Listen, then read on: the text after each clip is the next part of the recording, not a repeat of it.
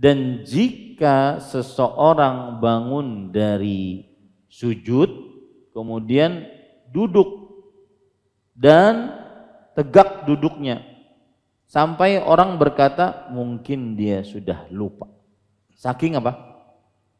Lamanya duduk di antara dua sujud.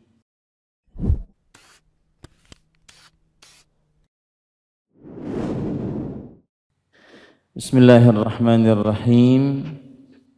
Innal hamdalillah nahmaduhu wa nasta'inuhu wa nastaghfiruh wa na'udzu billahi min shururi anfusina wa sayyiati a'malina. Man yahdihillahu fala mudilla lahu wa man yudlil fala hadiya lahu. Wa asyhadu an la ilaha illallah wahdahu la syarika lahu wa asyhadu anna Muhammadan abduhu wa rasuluh. Ya ayyuhalladzina amanu taqullaha haqqa tuqatih wa la tamutunna illa wa antum muslimun. Ya ayyuhan nasu taqu rabbakumul ladzi khalaqakum min nafsin wahidah wa khalaqa minha zawjaha wa batha minhuma rijalan katsiran wa nisaa'a. Wattaqullaha alladzi tasaaluna bihi wal arham innallaha kana 'alaikum raqiba. Ya ayyuhalladzina amanu taqullaha wa qulu qawlan sadida yuslih lakum a'malakum wa yaghfir lakum dhunubakum wa man yuti'illaha wa rasulahu faqad faza fawzan 'azima. Amma ba'd. فإن أصدق الحديث كتاب الله وأحسن الهدي هدي محمد صلى الله عليه وعلى آله وسلم وشر الأمور محدثاتها وكل محدثة بدعة وكل بدعة ضلالة وكل ضلالة في النار. Alhamdulillah, kita bersyukur pada Allah Subhanahu wa taala pada hari ini, hari Selasa malam 12 Jumadil Ula 1444 Hijriah, kita dimudahkan oleh Allah Subhanahu wa taala untuk duduk bersama mengkaji kembali kitab Umdatul Ahkam min kalami khairil anam fima ittafaqa alaihi asy-syaikhan al-Bukhari wa Muslim, yang ditulis oleh Al-Hafidh Abdul Ghani bin Abdul Wahid Al-Maqdisi rahimahullah. Salawat dan salam semoga selalu Allah berikan kepada Nabi kita Muhammad sallallahu alaihi wa ala alihi wasallam, pada keluarga beliau, para sahabat, serta orang-orang yang mengikuti beliau sampai hari kiamat kelak. Dengan nama-nama Allah yang husna dan sifat-sifatnya yang ulia, kita berdoa, Allahumma inna nas'aluka ilman nafi'an wa rizqan tayyiban wa amalan mutaqabbala. Allahumma amin. Ahibati fillah, afanillah wa iyyakum. Masih kita di dalam Kitabus Shalah, yaitu hadis-hadis yang berkaitan dengan salat. Dan pada pertemuan kali ini kita membahas bab yang ke-15. Qala al-musannifu rahimahullah, babu wujubut tuma'ninati fi ar-ruku'i was sujud. Bab kewajiban atau keharusan tuma'ninah di dalam ruku' dan sujud. Kewajiban atau keharusan tuma'ninah di dalam ruku' dan sujud. Ahibati fillah, afanillah wa iyyakum. Sebelum kita masuk kepada bab ini, maka kita ingin membahas dulu apa itu tuma'ninah di dalam sholat. Apa pengertian tuma'ninah di dalam sholat menurut madhab fikih dan juga perkataan para ulama rahimahumullahu ta'ala. Sebagian ulama mengatakan bahwa tuma'ninah adalah sukunul a'dha anil harakati walau lahzah, yaitu diamnya anggota tubuh dari bergerak walau sesaat. Itu adalah pengertian tuma'ninah. Diamnya anggota tubuh. Diamnya anggota tubuh dari bergerak walau sesaat. Artinya kalau orang melakukan tuma'ninah, maka dia diam dari bergerak walaupun diamnya hanya sesaat. Dan sebagian ulama ada yang menambahkan takunu biqadri adz-dzikril wajib. Artinya dan terjadi selama pembacaan zikir yang wajib. Kalau seandainya ruku berarti membaca subhana rabbiyal azim, subhana rabbiyal azim, subhana rabbiyal azim sebanyak 3 kali. Maka saat itu sudah dinamakan tuma'ninah. Atau sebagian ulama mengatakan zikir yang wajib cukup sekali, maka saat itu dinamakan tuma'ninah. Subhana rabbil azim, kemudian bergerak untuk melakukan gerakan yang lain. Itulah yang disebut dengan tuma'ninah. Dan perkataan ini diambilkan dari perkataan Al-Mardawi dalam kitabnya Al-Insaf, wa hadduha husulus sukun wa in qalla ala sahihi minal madhab, yang artinya dan batasan tuma'ninah adalah terjadinya diam tanpa bergerak meskipun sesaat. Ya, inilah pendapat dari para ulama. Taib. Para ikhwah yang dirahmati oleh Allah Subhanahu wa taala,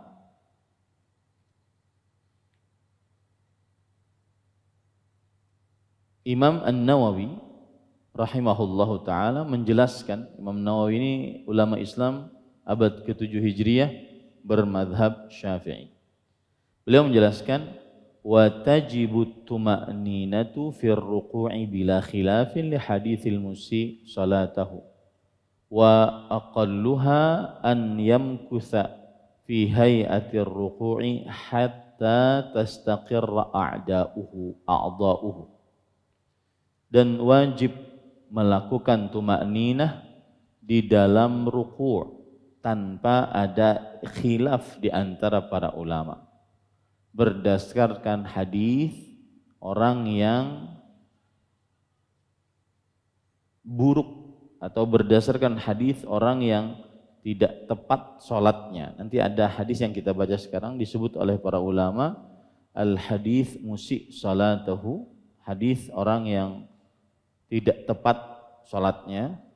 Dan yang paling minim dari tuma'ninah adalah dalam keadaan ruku berdiam sampai seluruh anggota-anggotanya tetap.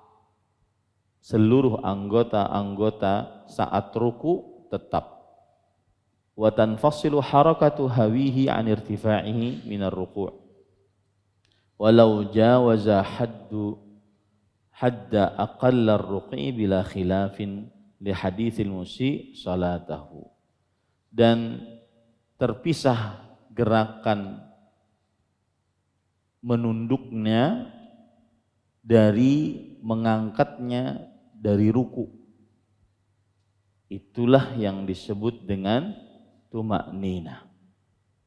Jadi tuma'ninah adalah diamnya seseorang dalam keadaan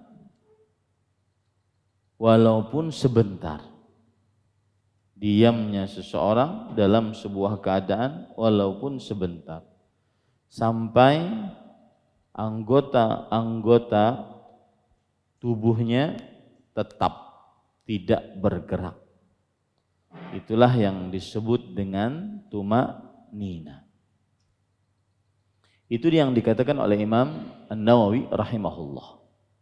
Adapun yang dikatakan oleh Imam Ibnu Qudamah bahwa an yamkutha idza balagha haddar ruku'i qalilan. Artinya seseorang kalau sudah sampai ruku dia diam walau sesaat.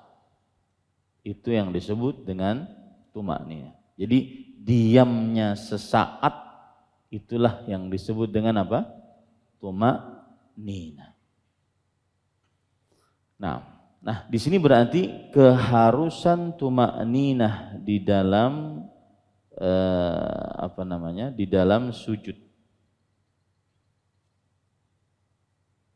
Keharusan tuma'ninah di dalam ruku dan sujud. Coba kita lihat dari penjelasan lain dari para ulama rahimahumullah ta'ala. Di antaranya di dalam kitab Tanbihul Afham Syarhu Umdatil Ahkam yang ditulis oleh Al-Imam Muhammad bin Salih Al-Utsaimin. At-tuma'ninah al-istiqrar wat-ta'anni wa 'adamul 'ajalah.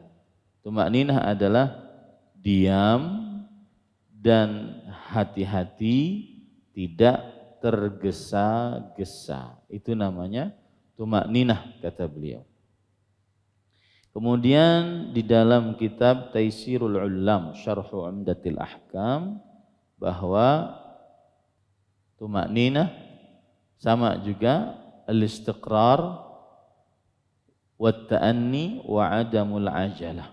Diam dan tidak bergerak, ya, dan tidak tergesa-gesa. Itu arti dari tuma'ninah. Yang jelas para ikhwah, kita sudah ketahui bahwa tuma'ninah adalah diam dari bergerak walau sebentar. Dan ada penambahan tadi dari perkataan para ulama, masanya, waktunya adalah pembacaan zikir yang wajib. Bisa 1 kali zikir atau 3 kali zikir. Itulah yang disebut dengan tuma'ninah. Baik, kita baca hadisnya. Dan di sini disebutkan keharusan tuma'ninah dalam ruku' dan sujud. Karena ruku' dan sujud keadaan yang bergerak. Kalau berdiri kan enak gitu. Tapi ruku dalam keadaan menunduk, kemudian sujud juga dalam keadaan menunduk, maka sebagian orang kadang-kadang terlalu cepat di dalam ruku dan sujudnya.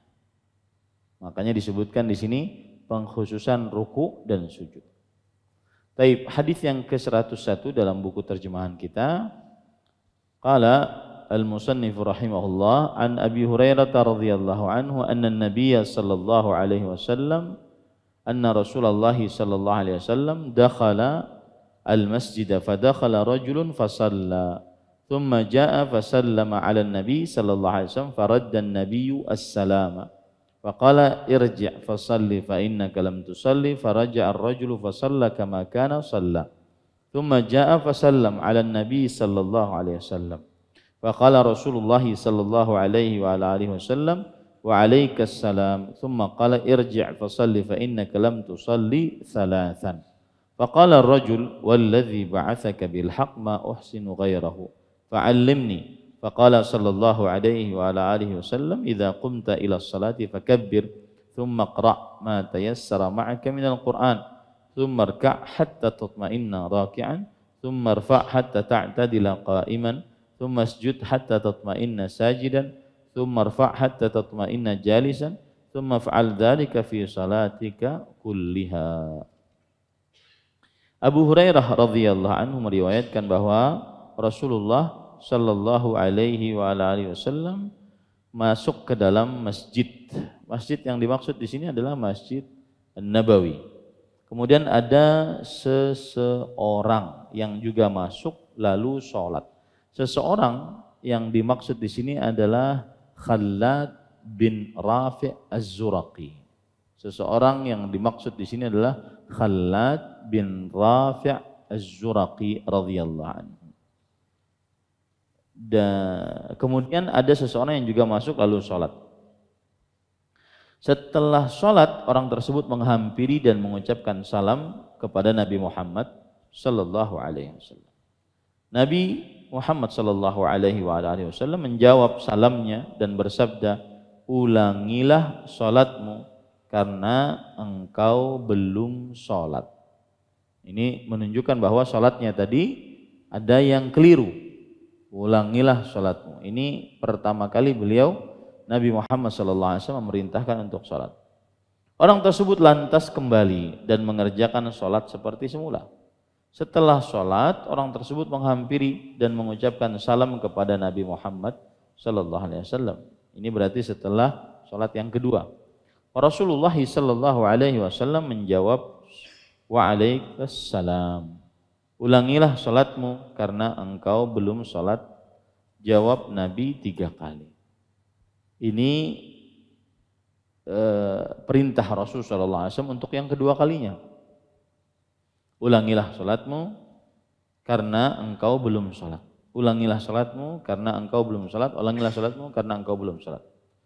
Orang tersebut mengatakan, "Demi zat yang mengutusmu dengan kebenaran." Itu maksudnya demi Allah. "Aku tidak dapat memperbaiki lebih dari tadi." Artinya aku tidak dapat sholat lebih baik dari yang sudah aku kerjakan 1, 2 tadi. Oleh karena itu ajarilah aku. Nabi Muhammad SAW bersabda, "Jika engkau hendak mengerjakan sholat, maka bertakbirlah. Lalu bacalah Al-Quran yang mudah bagimu." Yang dimaksud membaca Al-Quran yang mudah, maksudnya adalah Al-Fatihah. Ya, karena Allah Subhanahu wa Ta'ala telah memudahkan atas lisan-lisan manusia, baik yang muda ataupun yang tua, baik yang laki-laki ataupun perempuan, merdeka ataupun budak, akan hal ini. Allah Subhanahu wa Ta'ala telah memudahkan bagi manusia untuk membaca surah Al-Fatihah. Dan yang mudah di sini maksudnya adalah surah Al-Fatihah berdasarkan firman sabda Rasul sallallahu alaihi wasallam, "La salata liman lam yaqra bi Fatihatil Kitab." Tidak sah salat bagi siapa yang tidak membaca surat Al-Fatihah. Jadi kata arti dari bacalah yang mudah dari Al-Quran maksudnya Al-Fatihah. Dan ini juga penafsiran dari para ulama fikih, di antaranya Imam An-Nawawi yang bermadzhab Syafi'i. Beliau mengatakan, "Iqra' ma tayassara mahmulun 'alal Fatihah fa innaha mutayassirah." Artinya sabda Rasul sallallahu alaihi wasallam, "Bacalah apa yang mudah bagimu." Maka ini maksudnya adalah surat Al-Fatihah. Sesungguhnya surat Al-Fatihah dimudahkan, au ala ma zada 'ala al-Fatihah ba'daha au ala man 'ajaza 'anil Fatihah, atau apa saja yang merupakan tambahan dari surah Al-Fatihah setelah membaca surah Al-Fatihah. Apa saja yang dibaca yang mudah, maka silahkan baca. Atau ada kemungkinan yang ketiga, yaitu bagi siapa yang tidak bisa baca Al-Fatihah, maka baca apa saja yang ada dalam Al-Quran.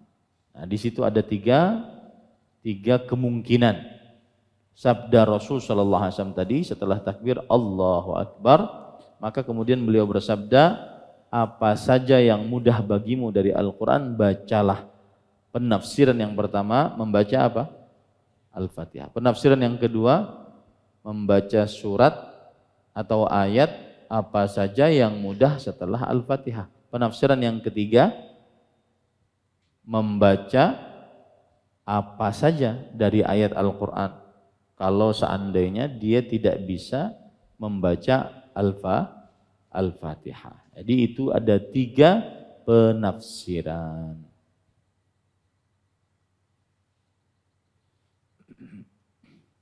Tetapi kata Imam An-Nawawi rahimahullahu ta'ala, wal jawabul qawi an hadha annahu warada fil hadits musi salatahu tafsir ma tayassara bil Fatihah. Dan jawaban yang paling kuat dari 3 kemungkinan tadi adalah ada riwayat di dalam hadis tentang orang yang tadi tidak tepat sholatnya, bahwa yang dimaksud oleh Rasul sallallahu alaihi wasallam membaca apa yang mudah dari Al-Fatihah, dari Al-Quran adalah surat Al-Fatihah. Jadi disinilah menunjukkan bahwa membaca surah Al-Fatihah hukumnya rukun. Nah, kemudian setelah itu Rasulullah SAW bersabda,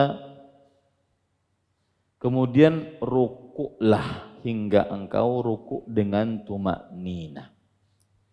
Rukuk yaitu ketika punggung menunduk dan juga kedua tangan memegang kedua lutut. Ketika punggung menunduk dan kedua tangan memegang kedua lutut. Dan lebih sempurna lagi jika kepala sejajar dengan punggung, itulah rukuk. Jika kepala sejajar dengan punggung, itulah rukuk. Ya. Kemudian hatta tatma'inna raki'an, sampai engkau tumakninah dalam rukuk. Para ikhwah yang dirahmati oleh Allah Subhanahu wa taala, terdapat tafsiran tumakninah di dalam beberapa riwayat hadis. Yang pertama, hatta tatma'inna mafasiluka wa tastarkhi, sampai tumakninah tulang-tulangmu dan engkau tegak. Sampai tumakninah tulang-tulangmu dan engkau tegak. Ini tafsiran tumakninah yang pertama. Wajah hatta tastawiya jalisan, sampai engkau tetap sempurna, tetap atau sempurna dalam keadaan duduk. Kemudian dalam riwayat yang lain, fa'aqim sulbaka hatta tarji'al idham, maka tegakkanlah punggungmu sampai kembali lagi tulangmu. Tegakkanlah punggungmu sampai kembali lagi tulangmu. Ya. Ini beberapa riwayat yang menjelaskan apa yang dimaksud dengan tumakninah. Udah 3 riwayat saya sebutkan. Riwayat yang keempat, wa yasjudu hatta yumakkina jabhatahu minal ardh, dan dia sujud sampai dahinya dia letakkan di atas tanah. Sampai dahinya dia letakkan di atas tanah. Ini beberapa tafsiran tumakninah berdasarkan riwayat-riwayat lain. Berdasarkan apa? Riwayat-riwayat yang lain. Dan ini adalah tafsiran yang paling atau pengertian tumakninah yang paling bagus karena berdasarkan sabda Rasul sallallahu alaihi wasallam. Jadi riwayat yang pertama, sampai tumakninah seluruh tulang-tulangmu dan tetap. Jadi kalau seandainya seseorang ruku, maka ketika dia ruku tulang-tulangnya benar-benar tetap, tidak bergerak-gerak lagi, itulah tumakninah. Tafsiran pertama.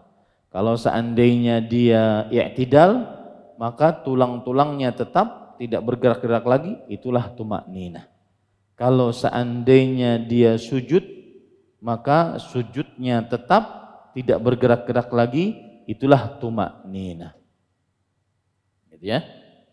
Taib. Itu tafsiran yang pertama. Tafsiran yang kedua, hatta tastawiya jalisan, sampai tegak duduk. Ini maksudnya duduk di antara dua sujud, sampai tegak duduk. Berarti kita ambil kata tegaknya, sampai tegak sujud, sampai tegak ruku, sampai tegak i'tidal. Inilah yang disebut dengan tumakninah. Yang kedua. Yang ketiga, fa'aqim sulbaka hatta tarji'al 'idhamu. Maka tegakkanlah punggungmu sampai kembali tulang. Jadi ini maksudnya i'tidal. Sampai kembali tulang. Jadi tegakkanlah punggungmu, sulbimu, tulang sulbi kita, sampai kembali tulangnya. Maka ini disebut dengan tumakninah. Ya. Kemudian tumakninah di dalam sujud, wa yasjudu hatta yumakkina jabhatahu minal ardh. Dia sujud sampai dahinya dia letakkan di atas tanah. Itu tumakninah. Itu tumakninah. Baik. Para ikhwah yang dirahmati oleh Allah Subhanahu wa taala, sekarang kita ambil beberapa permasalahan fikih yang berkaitan dengan hadis ini. Ada beberapa permasalahan, sekitar ada 5 permasalahan. Yang pertama adalah hadis ini menyebutkan tentang hukum tumakninah. Apa hukum tumakninah? Para ikhwah yang dirahmati oleh Allah Subhanahu wa taala, kalau kita berbicara hukum itu kan ada 5 hukum syar'i fikih. Wajib, sunnah, mubah, makruh, haram.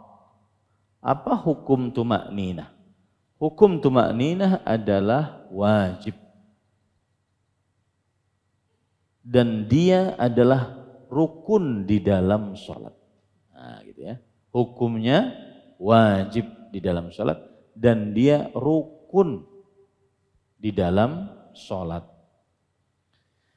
Dan ini adalah madhab Syafi'i dan madhab Hambali, dan juga salah satu pendapat dari Imam Abu Yusuf dari madhab Hanafi, dan pendapat dari salah satu pendapat dari mazhab Maliki. Bahkan dinukilkan ijma' atasnya bahwa tumakninah hukumnya wajib dan gerakannya adalah rukun di dalam sholat. Dinukilkan ijma', artinya kesepakatan para ulama bahwa tumakninah hukumnya wajib dan rukun sholat. Imam Ibn Taimiyah rahimahullah berkata, at-tumakninatu fis salati wajibatun wa tarikuha musi'un bittifaqil a'immah. Tumakninah di dalam sholat hukumnya wajib, dan yang meninggalkan tumakninah adalah berbuat keburukan di dalam sholat dengan kesepakatan para ulama. Dengan kesepakatan para ulama. Baik, itu permasalahan yang pertama. Kemudian permasalahan yang kedua adalah hadis ini memberikan pelajaran kepada kita tentang hal-hal yang wajib di dalam sholat. Sebelumnya saya ingin menekankan dulu, kalau dikatakan rukun sholat, maka jika ditinggalkan dengan sengaja, batal sholatnya. Jika dia rukun sholat, ditinggalkan dengan sengaja, batal sholatnya. Taib, kalau ditinggalkan karena lupa, juga batal sholatnya. Itu rukun. Ditinggalkan dengan sengaja, batal sholat. Jika ditinggalkan tanpa sengaja juga batal salat. Itu apa? rukun. Kemudian wajib. Apa itu wajib? Jika ditinggalkan dengan sengaja, batal juga sholatnya. Jika ditinggalkan tanpa sengaja karena lupa, maka bisa ditambah dengan sujud sahwi. Itu bedanya antara rukun dengan apa? Dengan wajib. Bisa dipahami ya? Nah, hadis ini yang barusan kita baca itu memberikan kepada kita pelajaran apa saja perbuatan-perbuatan dan ucapan-ucapan yang wajib di dalam sholat. Hadis ini memberikan pelajaran kepada kita apa saja perbuatan-perbuatan yang wajib dan ucapan-ucapan yang wajib di dalam sholat. Apa tadi yang wajib? Wajib apa tadi? Kalau ditinggalkan dengan sengaja batal sholatnya. Kalau ditinggalkan karena lupa bisa ditambal dengan sujud sahwi. Taib. Kita baca sekarang perkataan Imam An-Nawawi rahimahullah di dalam kitab Al-Minhaj Syarah Nawawi al-Sahih Muslim ketika menjelaskan hadis ini. Saya bacakan ya. Hadzal haditsu mustamilun ala fawaida katsiratin. Hadis ini mengandung faedah-faedah yang banyak. Bangunkan, kasihan. Jangan tidur. Hadis ini mengandung faedah-faedah yang banyak. Ulun ada pengajian di sebuah tempat di Banjarmasin. Habis maghrib, yang hadir kada sampai 10. 5 menit, 2 ikung aja yang hidup. Habis itu. Coba pian tebak itu di mana pengajiannya. Ya.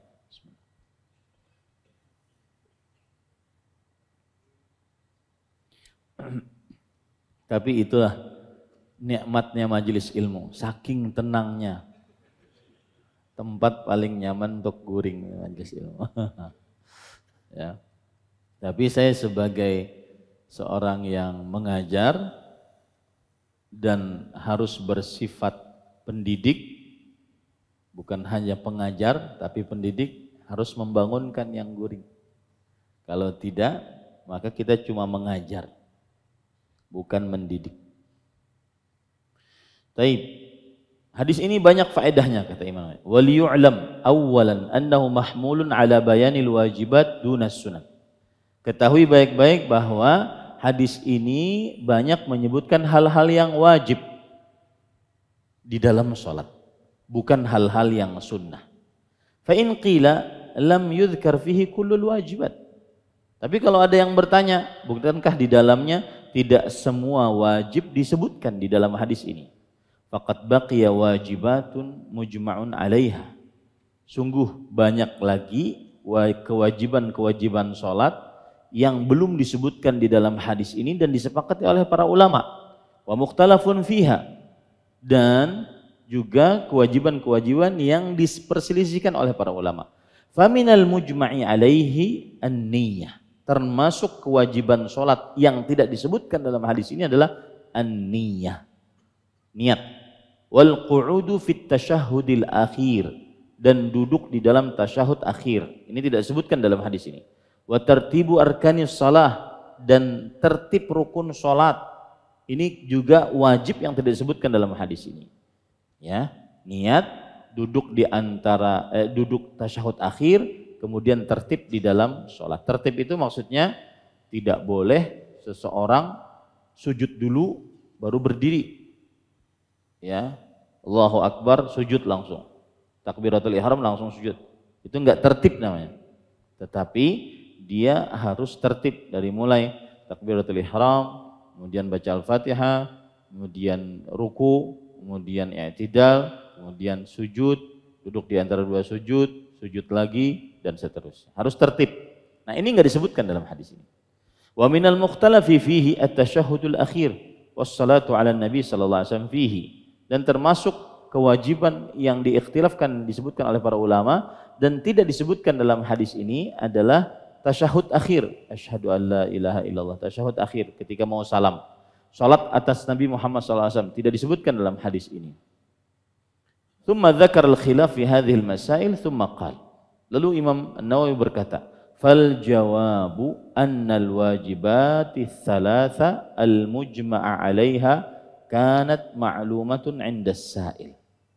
Nah, kalau ada orang bertanya, bukankah di dalam hadis ini tadi niat, kemudian duduk untuk tasyahud akhir, tertib di dalam sholat itu tidak disebutkan? Maka jawabannya iya, memang tidak disebutkan. Tetapi itu sudah diketahui oleh orang yang sholat tadi. Falam yahtaj ila bayaniha, maka tidak diperlukan untuk menjelaskannya. Wa kadza al-mukhtalafu fihi 'inda man yujibuh yahmiluhu ala annahu kana ma'luman indahu. Demikian pula yang diperselisihkan bagi siapa yang mewajibkannya, maka ini dimungkinkan sudah diketahui oleh orang yang sholat tersebut. Tsumma dzakara fawaida muta'alliqatun bihadzal hadits faraji'ha in syi'ta. Kemudian Imam Nawawi rahimahullah menyebutkan faedah-faedah berkaitan dengan hadis ini. Baik. Sekarang para ikhwah yang dirahmati oleh Allah Subhanahu wa taala. Kewajiban-kewajiban yang ada di dalam hadis ini apa saja? Coba kita baca ya. Yang pertama yaitu Nabi Muhammad sallallahu alaihi wasallam ketika itu tadi berkata, jika engkau hendak sholat maka bertakbirlah. Hukum takbiratul ihram apa? Wajib apa rukun? Wajib, tetapi dia adalah rukun. Kalau ditinggalkan dengan sengaja batal. Kalau ditinggalkan tanpa sengaja batal juga. Ya. Jadi orang wajib bertakbiratul ihram dan dia perbuatannya adalah rukun. Ditinggalkan dengan sengaja atau tanpa sengaja tidak sah sholatnya. Taib. Lalu bacalah Al-Quran yang mudah bagimu. Tadi saya sebutkan tafsiran Al-Quran yang mudah bagimu maksudnya apa? Al-Fatihah. Hukumnya apa? Wajib. Dan kedudukannya rukun. Taib. Kemudian rukuklah hingga engkau rukuk dengan tuma'ninah. Rukuk hukumnya apa? Wajib, dan dia adalah perbuatan jenisnya rukun. Ya. Rukun adalah hukumnya wajib. Perbuatannya adalah rukun yang kalau ditinggal dengan sengaja atau tanpa sengaja batal sholatnya. Tidak bisa ditambal dengan sujud sahwi. Taib. Tuma'ninah. Rukun atau wajib? Tuma'ninah. Rukun atau kewajiban? Maka dia adalah rukun. Kalau orang tidak tuma'ninah dalam sholatnya, baik sengaja atau tanpa sengaja, maka tidak sah sholat. Lantas angkatlah kepalamu hingga engkau berdiri tegak. I'tidal. Apa hukumnya? Rukun atau wajib? Rukun. I'tidal adalah rukun. Tidak sah sholat tanpa i'tidal.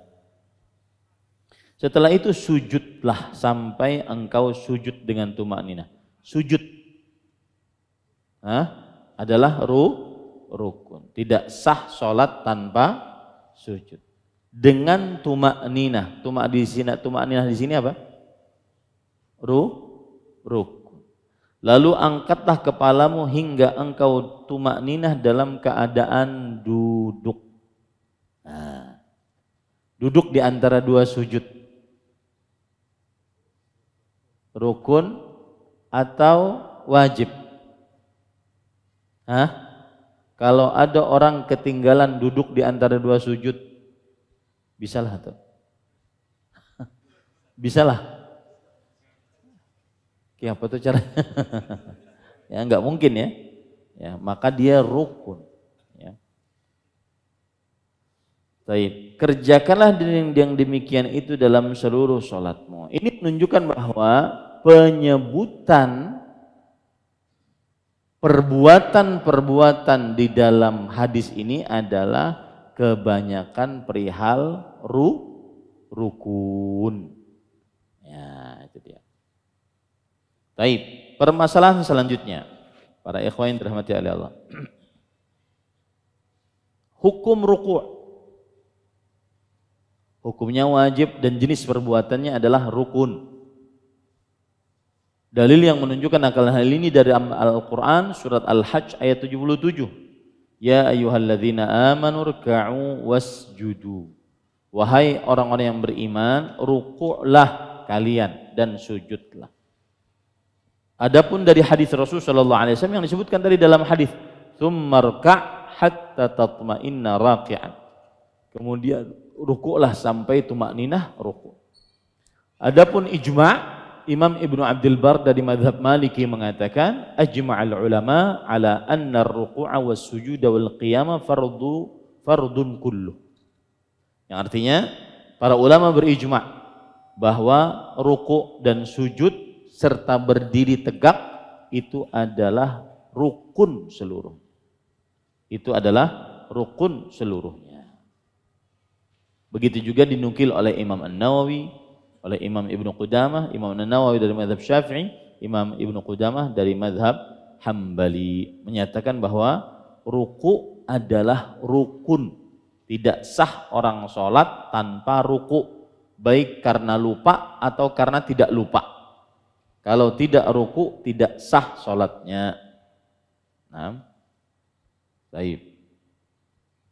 Baik, siapa yang bisa menyebutkan dalam hadis tadi, kan mengikuti kitab Berataan Allah, dalam hadis tadi yang barusan kita baca, sebutkan rukun-rukun salat. Nah, siapa yang bisa menyebutkan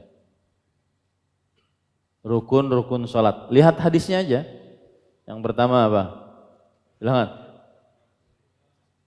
Takbiratul ihram. Habis itu membaca Al-Fatihah. Habis itu ruku. Ruku. Habis itu tumakninah. I'tidal. Tumakninah, oke.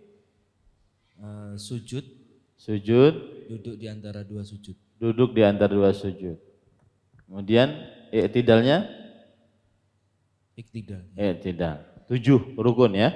7 rukun. Ditambah lagi tadi tasyahud akhir, kemudian juga niat dan seterusnya. Baik. Pelajaran yang sudah kita pelajari juga, apa hukum ruku'? Apa hukum ruku'? Wajib, dan dia termasuk perbuatan dari rukun. Berdasarkan Al-Quran, surat apa tadi? Al-Hajj ayat 77. Kemudian berdasarkan hadis yang kita baca ini, kemudian berdasarkan ijma' disebutkan oleh Imam Ibnu Abdul Bar, Imam An-Nawawi, Imam Ibnu Qudamah dari mazhab Maliki, Syafi'i dan Hambali. Taib. Sekarang kita mempelajari hukum mengangkat dari ruku. Jadi ruku kita angkat.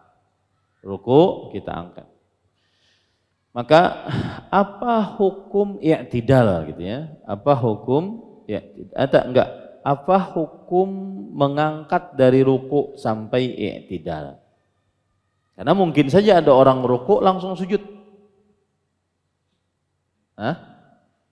Allahu Akbar, kededa sami Allahnya, langsung Allahu Akbar. Apa hukumnya sholatnya kayak itu? Ya, maka jawabannya di sana ada 2 pendapat. Yang pertama yaitu pendapat kebanyakan para ulama. Di antaranya Imam Syafi'i, Imam Ahmad, Imam Sufyan bin Masruq Ats-Tsauri, Imam Al-Auza'i, Imam Ishaq bin Rahuya, Imam Abu Yusuf dari mazhab Hanafi. Nah, mereka mengatakan mengangkat kepala dari ruku sampai i'tidal, berdiri tegak, ini adalah rukun sholat. Mengangkat kepala dari ruku sampai i'tidal, berdiri tegak, inilah rukun sholat. Berarti tidak sah sholatnya tanpa mengangkat kepala dan i'tidal dari ruku. Ya. Pendapat yang kedua, ini mazhab Imam Abu Hanifah, bahwa bukan rukun. Jadi kalau seandainya ada orang ruku langsung sujud, sah sholatnya. Karena i'tidal bukan rukun. Kan yang tidak boleh ditinggal cuma apa? Rukun. Nah, ya, seperti itu. Nah, dari sini di Indonesia ada fenomena kan sholat cepat. Mungkin Sidin mengambil pendapat ini. Ruku ya, ini langsung gitu. Ya. Kada i'tidalan. Mungkinnya mengambil pendapat apa? Pendapat Imam Abu Hanifah dan salah satu riwayat dari Imam Malik. Tetapi pendapat yang lebih kuat adalah pendapat yang pertama, bahwa mengangkat kepala dari ruku sampai i'tidal berdiri tegak, ini hukumnya adalah rukun. Hukumnya perbuatannya rukun. Ya.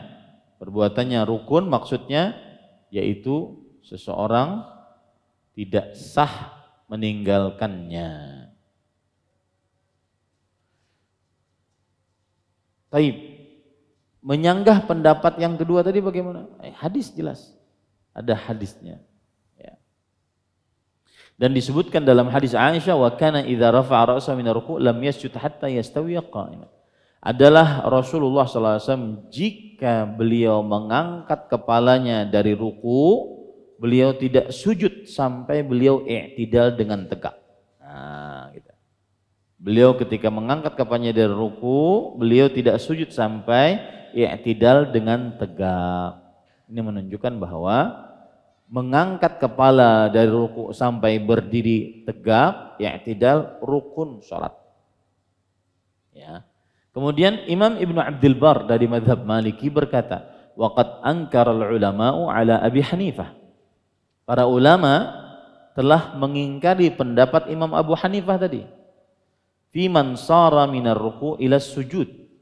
Yaitu apabila ada orang ruku langsung sujud tanpa i'tidal. Walam yarfa' ra'sahu annahu yujizyu. Bahwasanya sah kalau begitu. Nah, ini pendapat diingkari oleh para ulama terhadap mazhab Imam Abu Hanifah.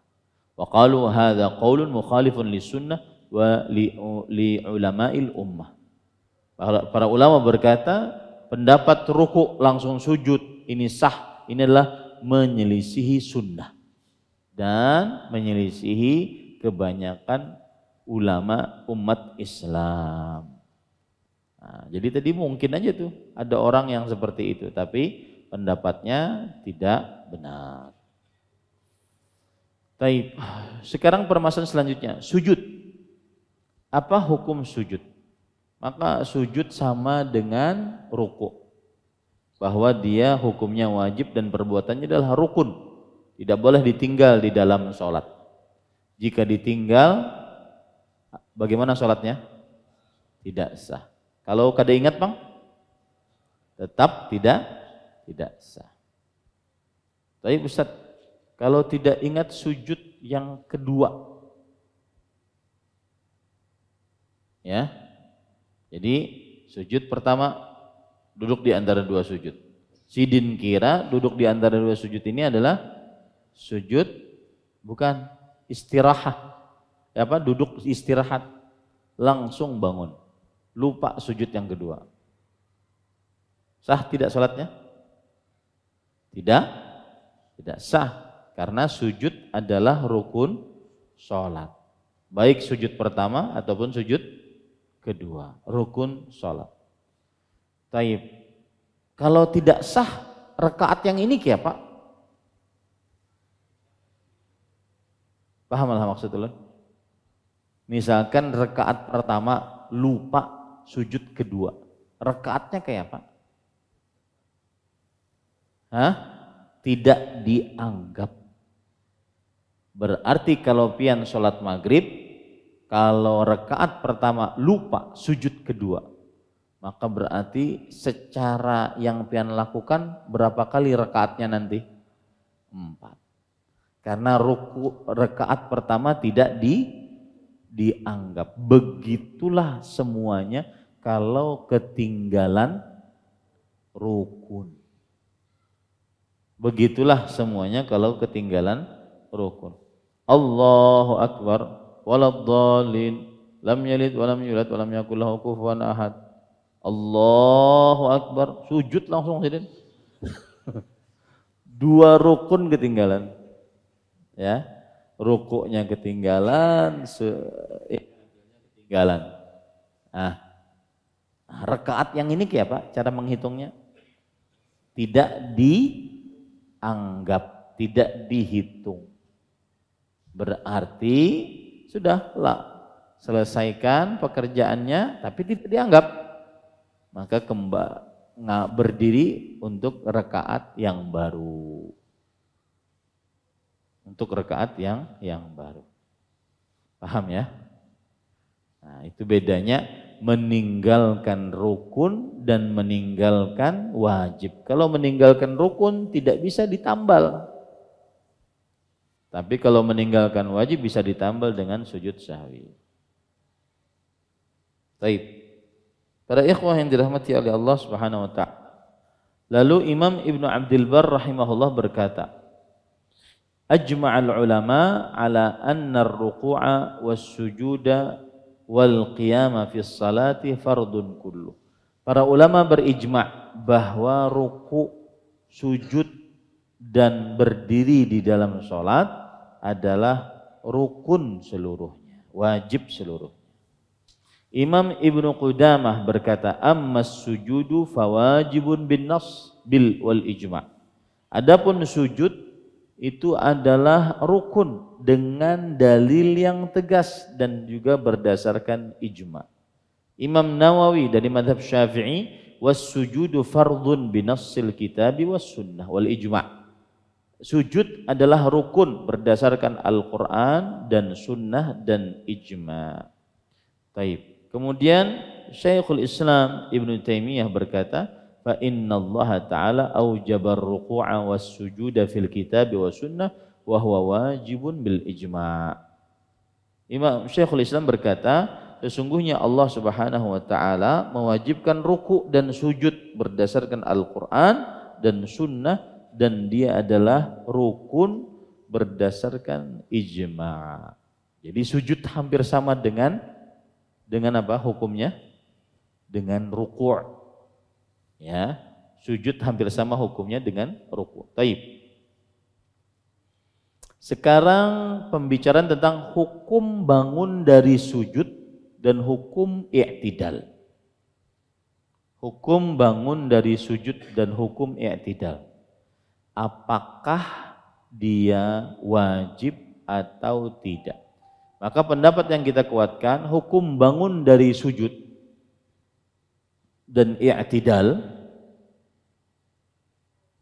maknanya adalah jika seseorang sujud lalu dia mengangkat kepalanya Allahu Akbar, lalu dia duduk dan i'tidal.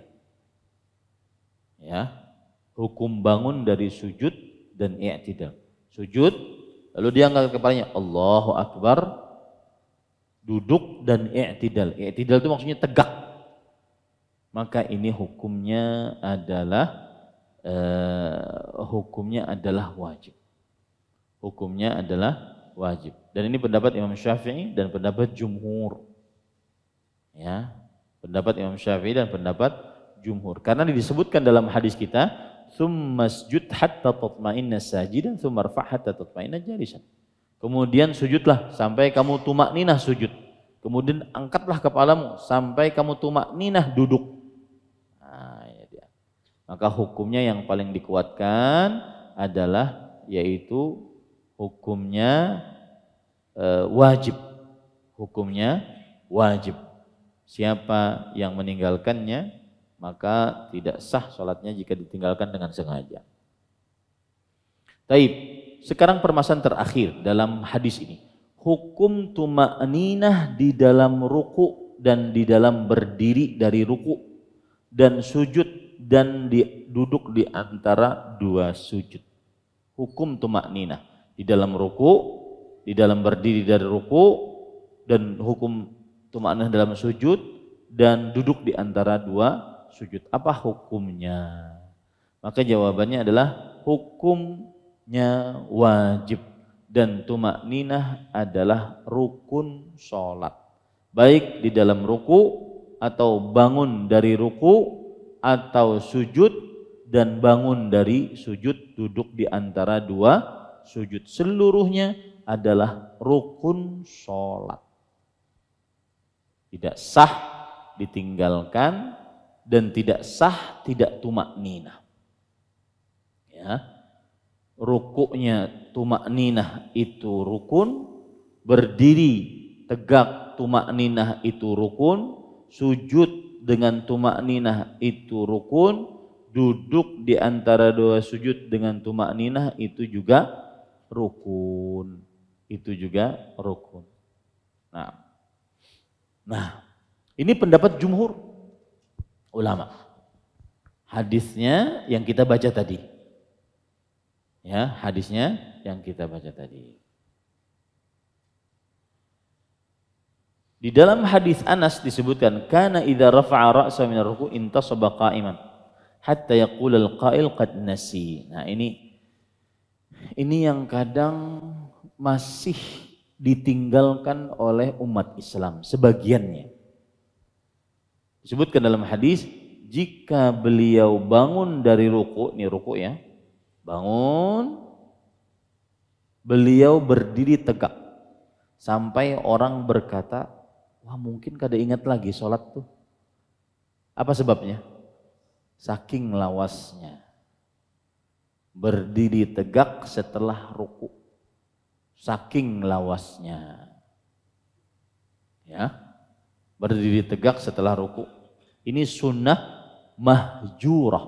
Sunnah yang ditinggalkan oleh sebagian kaum muslim. Berdiri tegak i'tidal setelah ruku. Wa idza rafa'a ra'sahu minas sujud makatha hatta yaqul qa'il qad nasi. Dan jika seseorang bangun dari sujud kemudian duduk dan tegak duduknya sampai orang berkata mungkin dia sudah lupa. Saking apa? Lamanya duduk di antara dua sujud. Nah, ini juga termasuk sunnah mahjurah, sunnah yang ditinggalkan oleh sebagian kaum muslimin. Ya, terutama kalau pian sholat sendirian. Kalau imam mungkin masih memperhatikan makmum di belakangnya. Kalau sholat sendirian lakukan sunnah ini. I'tidalnya lama, kemudian duduk di antara dua sujudnya saat tegak duduk di antara dua sujud lama. Ya. Bahkan kan begini, antara lamanya ruku dengan lamanya i'tidal sama dengan lamanya juga sujud. Tiga itu sama. Ruku dan sujud sama lamanya. I'tidal dan ruku dan sujud sama lamanya. Duduk di antara dua sujud dan i'tidal, ruku dan sujud sama lamanya. Nah, ini. Ya, sebagian orang kadang bisa ruku lama, bisa sujud lama, tapi lupa i'tidalnya enggak lama. Nah, ini keliru. Duduk di antara dua sujudnya tidak lama. Ini keliru. Ya, ini sunnah mahjurah.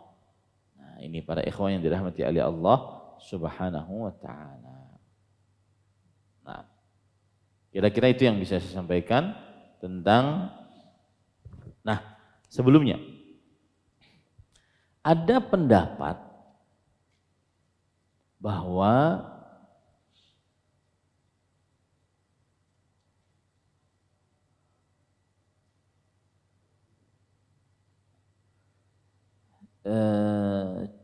kalau lagi ruku itu tidak perlu tumakninah. Saya contohkan ya. Kalau lagi ruku tidak perlu tumakninah. Jadi cukup dia pokoknya hanya sebatas nunduk sedikit. Seperti bengkoknya pedang. Hanya sebatas nunduk sedikit seperti bengkoknya pedang. Misalkan gini, ya, waladhdallin, lam yalid walam yulad walam yakul lahu kufuwan ahad. Habis itu langsung, ya, karena dia menganggap ruku tidak wajib tumakninah. Pokoknya ruku, ya. Dia juga menganggap i'tidalnya tidak wajib tumakninah. Makanya ada kan sholat, nah, langsung sujud, ya. Ini kalau dilihat dari mazhab fikih memang ada pendapat itu, tetapi pendapatnya tidak kuat. Maka yang benar adalah pendapat yang mengatakan bahwa wajib tumakninah, rukuknya tumakninah, mengangkat sampai i'tidal tumakninah, sujudnya tumakninah, kemudian juga duduk di antara dua sujud tumakninah, dan itu semuanya adalah rukun sholat. Ya, tidak sah tanpa tumakninah sholatnya. Nah, ini yang bisa disampaikan pada kesempatan kali ini. Wallahu a'lam. Ada yang ingin ditanyakan? Silahkan Pak. Assalamualaikum warahmatullahi wabarakatuh. Waalaikumsalam. Ada dua pertanyaan. Yang pertama, ketika bangkit dari ruku, i'tidalnya tangannya melambai-lambai, apa hukumnya itu? Sami Allahu liman hamidah gitu. Iya. Kalau kadang naik jurang. Yang kedua, cara meletakkan niat. Apakah niatnya ditetapkan, disebutkan bentuk sholatnya, kemudian peletakannya sebelum takbir atau ketika takbir? Ya demikian. Assalamualaikum warahmatullahi wabarakatuh. Waalaikumsalam warahmatullahi wabarakatuh. Bismillah, walhamdulillah. Untuk urusan ketika bangun dari ruku lalu beri'tidal dan tangannya melambai-lambai, secara hukum fikih saya belum membaca apa pendapat para ulama dalam hal ini. Ini perlu diulang kembali apa pendapat para ulama dalam hal ini. Akan tetapi secara hukum bergerak di dalam sholat, maka hukum bergerak di dalam sholat secara umum ada 4 pergerakan. Yang pertama, pergerakan yang disyariatkan di dalam sholat. Maka ini tentunya disyariatkan di dalam sholat. Kemudian yang kedua, pergerakan yang tidak disyariatkan di dalam sholat. Maka ini tidak boleh dikerjakan dan dapat membatalkan sholat jika dikerjakan dengan jumlah yang banyak dan dianggap seperti dia sedang tidak sholat, gitu ya. Jika dikerjakan dalam jumlah yang banyak dan dianggap dia seperti sedang tidak sholat, maka bergerak yang tidak disyariatkan, maka ini bisa membatalkan sholat. Yang kedua, bergerak yang tidak disyariatkan tetapi tidak membatalkan sholat jikalau dikerjakan tidak terlalu banyak dan masih dianggap sebagai orang yang sholat. Maka ini hukumnya makruh. Dan yang dikatakan oleh Bapak tadi dalam pertanyaan bisa dikategorikan dalam poin yang ketiga ini. Yang keempat adalah bergerak yang tidak disyariatkan tapi karena ada hajat keperluan seperti membetulkan pakaian sehingga tidak terbuka aurat atau bergerak untuk menyelamatkan nyawa atau bergerak untuk hajat keperluan karena gatal atau yang semisal, maka ini tidak mengapa.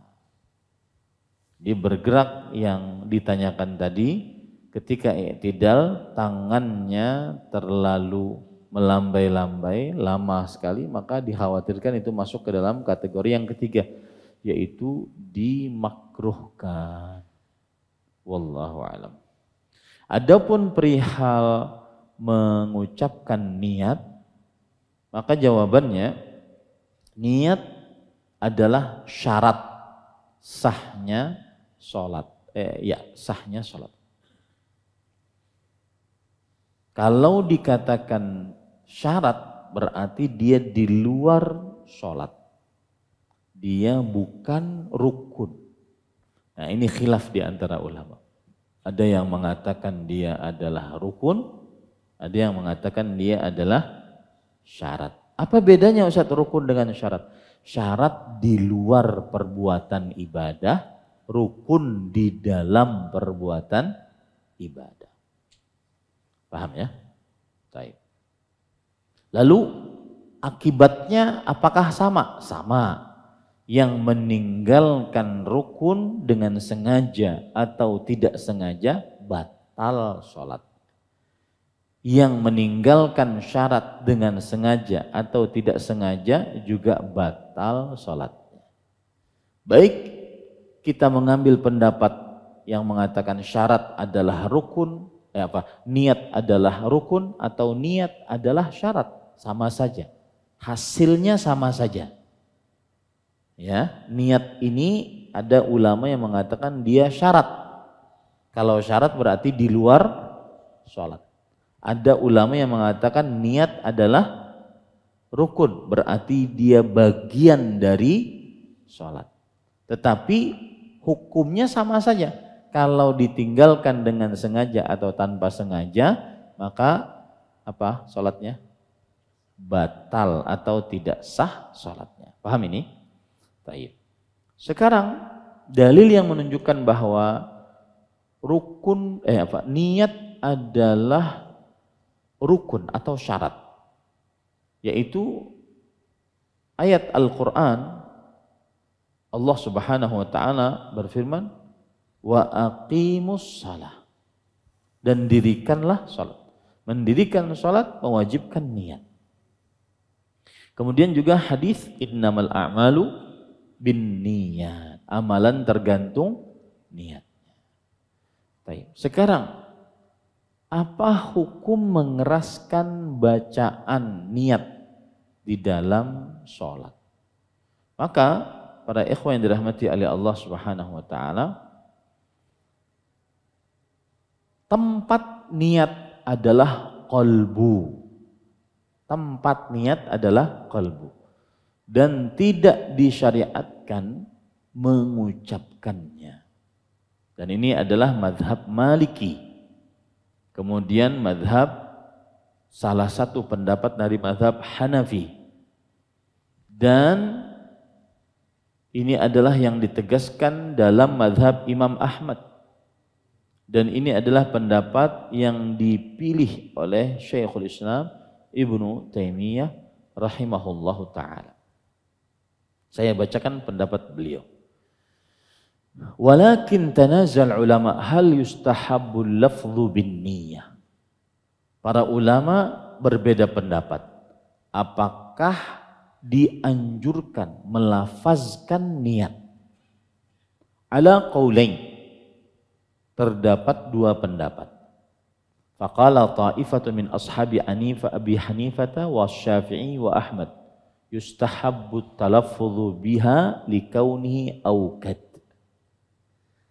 Ada dua pendapat. Maka sebagian dari ulama mazhab Abu Hanifah dan ulama mazhab Imam Syafi'i, ulama mazhab Imam Ahmad, ya, ulamanya bukan imamnya, ulamanya berpendapat dianjurkan mengucapkan, melafazkan niat. Kenapa? Karena lebih ditegaskan. Wa qalat ta'ifatun min ashabi Malikin wa Ahmad wa ghairihima la yustahabbu talaffudhu biha. Dan sebagian ulama dari mazhab Imam Malik dan Imam Ahmad dan selain mereka berdua berpendapat tidak dianjurkan melafazkan niat. Lianna dzalika bid'atun lam yunqal 'anir Rasul sallallahu alaihi wasallam wala ashabi. Karena itu adalah bid'ah. Tidak dinukilkan dari Rasulullah sallallahu alaihi wasallam dan para sahabat. Lihat, ini perkataan para ulama mazhab Malik dan ulama mazhab Imam Ahmad. Jadi bukan ulama Wahabi, bukan. Yang mengatakan melafazkan niat bid'ah itu bukan dari ulama-ulama yang sekarang 200-an tahun, tidak, dari mulai abad ketiga keempat sudah ada perkataan bahwa dia ada bid'ah, belum dinukilkan dari Rasulullah dan para sahabatnya. Wala amara Nabi sallallahu alaihi wasallam ahadan min ummatihi an yalfidha bin niyyah, dan tidak diperintahkan oleh Nabi Muhammad SAW seorang pun dari umatnya untuk melafazkan niat. Wala 'allama dzalika ahadan minal muslimin, dan Nabi Muhammad SAW tidak mengajarkan hal itu seorang pun dari kaum muslimin. Walau kana hadza masyru'an lam yuhmilhu Nabi sallallahu alaihi wasallam wa ashabuh. Kalau seandainya melafazkan niat disyariatkan, maka tidak diremehkan oleh Nabi Muhammad SAW dan para sahabatnya. Ma'annal ummata mubtalatun bihi kulla yaumin wa lailah. Dikarenakan umat Islam senantiasa mengerjakan sholat setiap siang dan malam. Tidak mungkin diremehkan oleh Nabi dan para sahabatnya. Wa hadzal qaulu ashah, dan ini adalah pendapat yang lebih sahih. Balit talaffudhu bin niyati naqsun fil aqli wad din. Bahkan melafazkan niat adalah kurang akal dan kurang dalam ajaran agama. Amma fid din fali annahu bid'ah. Kurang dalam ajaran agama karena dia adalah bid'ah. Wa amma fil aql, adapun dalam urusan akal, fali anna hadza bimanzilati man yuridu aklat ta'ami faqala anwi biwad'i yadi fi hadzal ina anni akhidhun minhu luqmatan fa adha'uha fi fami fa amghudhuha thumma abla'uha li ashba' fa hadza humqun wa jahlun. Terjemahkan ke ini? Ulun baca kitabnya ya, tidak mengapa kita terjemahkan.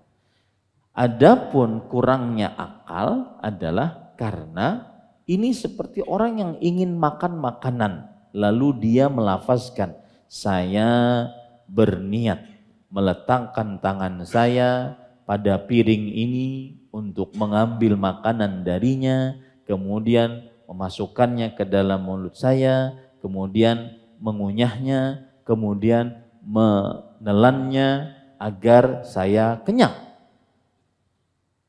Ya, tidak ada orang yang seperti itu kalau mau makan. Maka kata beliau, hadza humqun wa jahlun. Ini dungu dan kebodohan.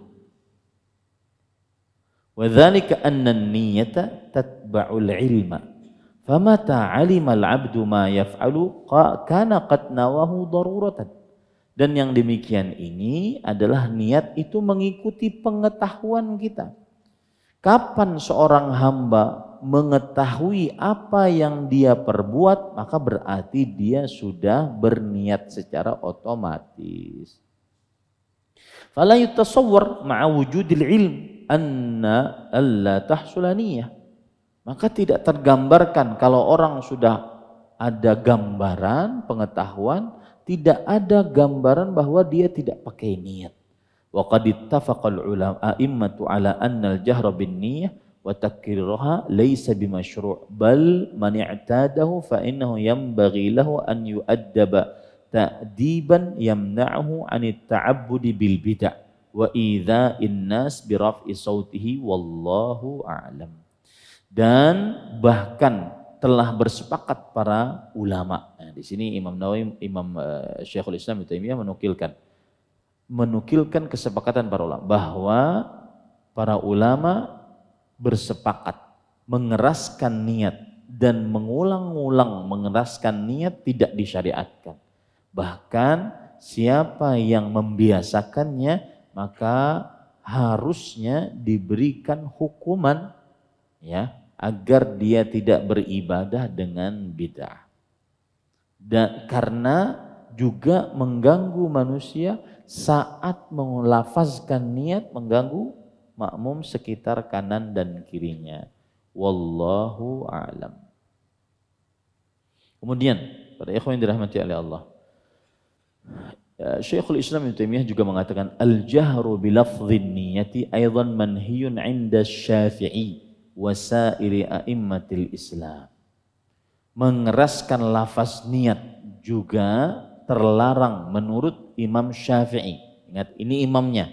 Kalau tadi ulama mazhab Syafi'inya. Dan seluruh ulama Islam. Wa fa'ilu dzalika musii'un. Dan pelaku hal itu adalah buruk di dalam salatnya. Wa in i'taqada dzalika dinan faqad kharaja an ijma'il muslimin.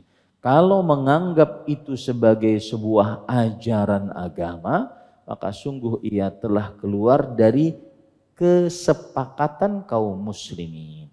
Wa yajibu nahyuhu an dzalik, dan wajib dilarang akan hal itu. Wa in uzila anil imamah idza lam yantahi kana lahu wajh. Kalau ada imam yang sudah diberitahukan seperti itu, akan tetapi dia tetap seperti itu, maka dia diberhentikan jadi imam, ini juga dibolehkan dari satu sisi. Nah, ini perkataan Syekhul Islam Ibnu Taimiyah rahimahullahu ta'ala.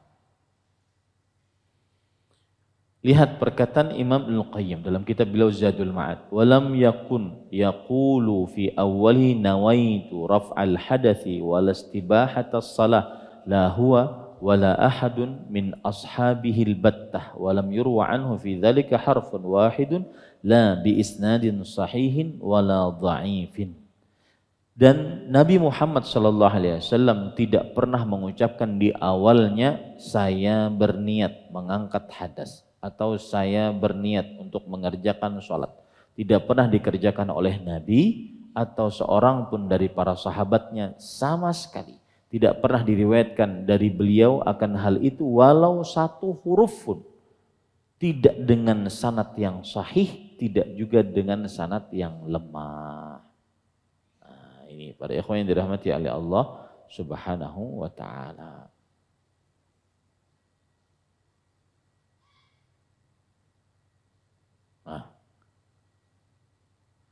Berkata juga Syekhul Islam dalam kitab Majmu' Fatawa, niyatut taharah min wudu'in aw ghuslin aw tayammumin was salati was siyami wal hajji waz zakati wal kaffarati wa ghairi dzalika minal ibadat la taftakiru ila nutqil lisan bittifaqi a'immatil Islam bal linniyatu mahalluhal qalbu dunal lisan bittifaqi.